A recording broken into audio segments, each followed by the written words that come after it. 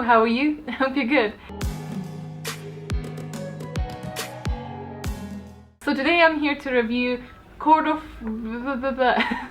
Frost and Starlight, which is like a novella connecting the Court of Thorns and Roses trilogy. That is now not going to be a trilogy, and it's gonna be a series. So basically connecting that the first 3 books to the next 3. I clearly know a lot about this. So this is just over 200 pages. This is, as always, gonna be spoiler free, but I might mention some names. So obviously if I mention that person, it might be that they survived the original trilogy. So if you haven't read those, I would still probably just make it safer to just not watch this and read that first and just like not watch any of the reviews because, you know, dangerous. I'm gonna do this in a CAWPILE review version, so if you're not familiar with the way that I review books, I will suggest the video somewhere here and I'll link it down below if I forget to suggest it as well. You can go ahead and watch that video. I still basically use that same system. It is working for me. Very quickly before going into the categories, this is basically about the characters after the main battle, after the main trilogy has ended. Plot-wise, at its core, is obviously just like a bridge between that series and the continuation. But also it's about winter solstice and deciding what to give each other, basically. So winter solstice is basically Christmas. So this is basically a short story about Christmas in Velaris.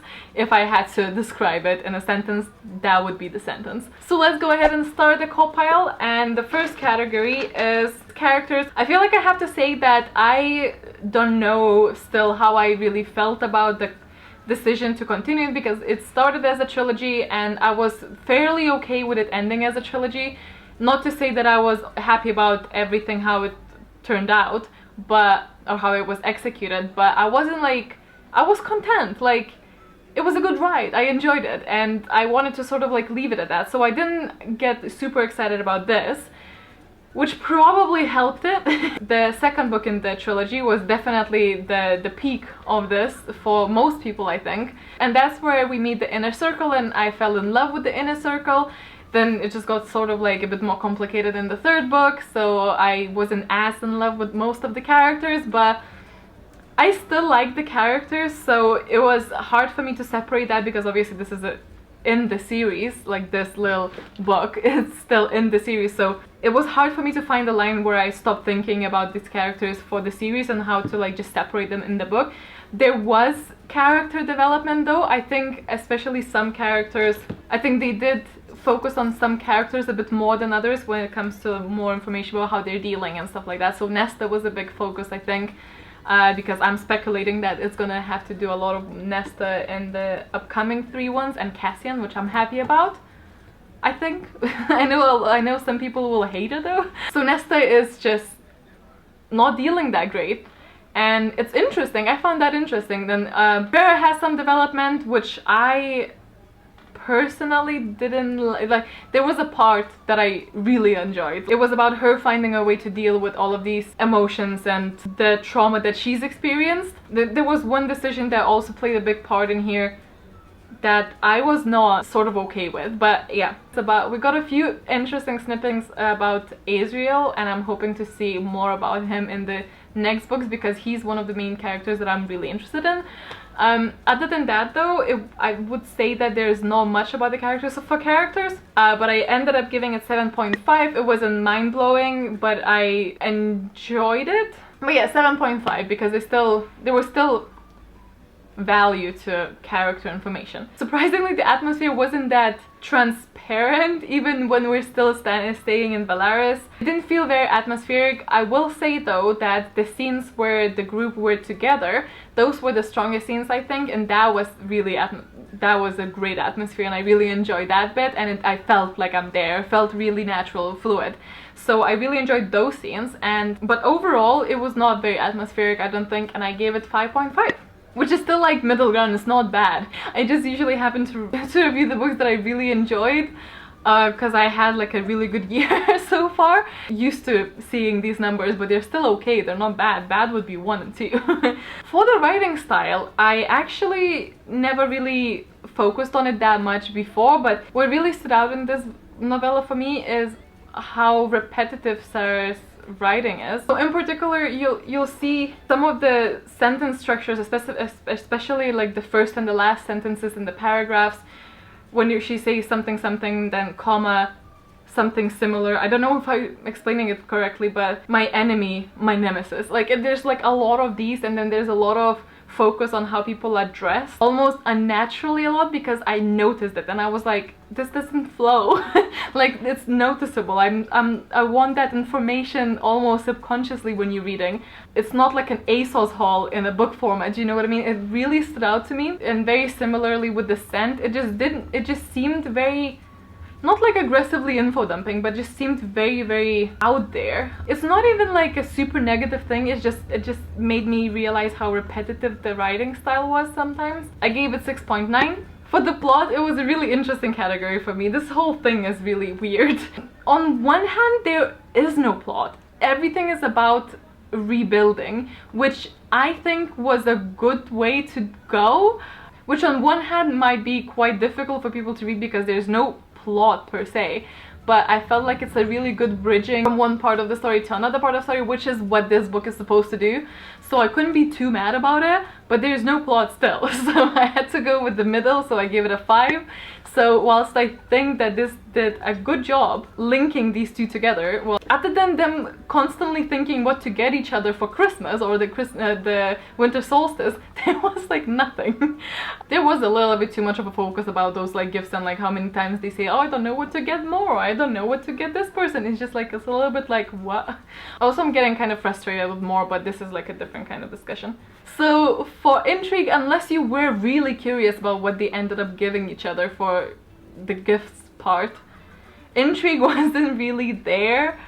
That being said, for me it was just really nice to be there, so I didn't find it difficult to read or that I wanted to put it down, but I still only could give it 3 because there was no intrigue, and the gift part sort of annoyed me at the end. For logic, I gave it an 8. Most of these points are coming from the part where I said that it was a really nice way to just like weave us into the next story, because I thought it was actually well done for that purpose. The only thing that I knocked out some points for was that decision that Farah makes towards the end of the book. Not the very end, but just like she makes a decision. It's a very important decision. And whilst I understood that, it felt also sort of for the wrong reason, and she made a different decision previously. And I thought the reasoning for that one, you know, the other side of the argument, was brilliant, and it's a really good message to send to people. And then like she changes her mind, and whilst I get it, it felt rushed, and probably it's my personal choice as well, but it just didn't sit well with me. So I gave it an 8. And lastly, for enjoyment, as I said, it wasn't the best thing that I've ever read, and was I not that involved into the ACOMAF book, if you were so about the books, you would not have enjoyed this. Whilst my hype really lowered after I read ACOMAF and after I read what was it? ACOWAR, I was really into it by the time I read ACOMAF, and then afterwards I think I spent my excitement and it's just gone. It's like I can't replicate it anymore. I think it was perfect for that time in my life, and now I'm not like past it, but anyway. So yeah, I still enjoyed it and I gave it 7.5. Some of the positive things were that they focused on recovery, and that's a part where it's really overlooked in books, because we always finish on this like, you know, after battle stage with like 1 chapter maximum of people like, you know, happy ending, and then that's it. But a lot of horrible things happen, and I like to see the fact that not everyone can deal with that, you know, like it's not easy to, even though it's happy ending, it doesn't mean that it's all that is happily ever after. So it's not black and white, and I love that. And I also really liked being back in Valerius because it's one of my favorite fictional places, and as I said, I really adored the group scenes. Now for the negatives, and this part should not have surprised me whatsoever, but I found it, there's I don't know how to even express this, but I am all for positive message about sex. Like, it's an experience that everyone should be able to choose or not choose to have, and you know, healthy image, everything like that. But I felt like this was, and again, this should not have surprised me, but I felt it was a bit too heavy on sex. It's just like, it was a bit too much for me. I didn't like, it made me uncomfortable, sort of. It made me sort of cringe. The whole series is made to be very animalistic as it is, because in Fae you don't even call each other man or a woman, you call each other female or male, and they have this mating bond where they just go crazy and they literally like don't think properly. They're just so like driven to have sex. And our main characters are still very, not like at that point, but they're still very much driven by that. And sometimes, even though it's very clearly made that they love each other for different reasons as well, but sometimes it almost looked like they just need each other for that only, and it didn't sit well with me. It was just like, as I said, it's very clear that they love each other, and that they would die for each other. Just sometimes the focus on clearly just like solely that purpose was a bit unsettling to me. And I didn't enjoy it. It was just like, I just had enough of that. I was like, stop, give me something else. Like we had this in Akamab, there was a build-up.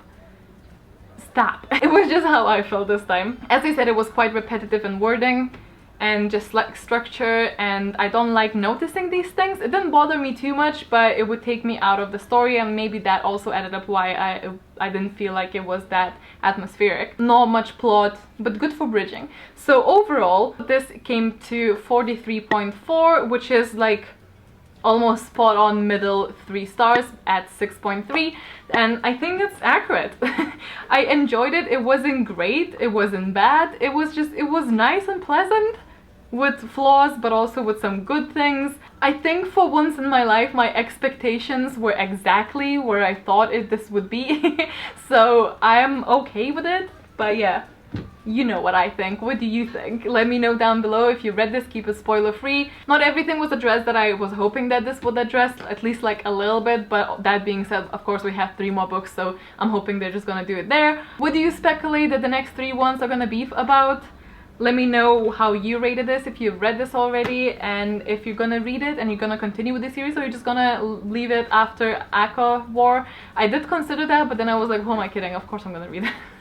Hope you guys enjoyed it. Hope you have a wonderful day ahead of you, and I'll see you very soon. Bye!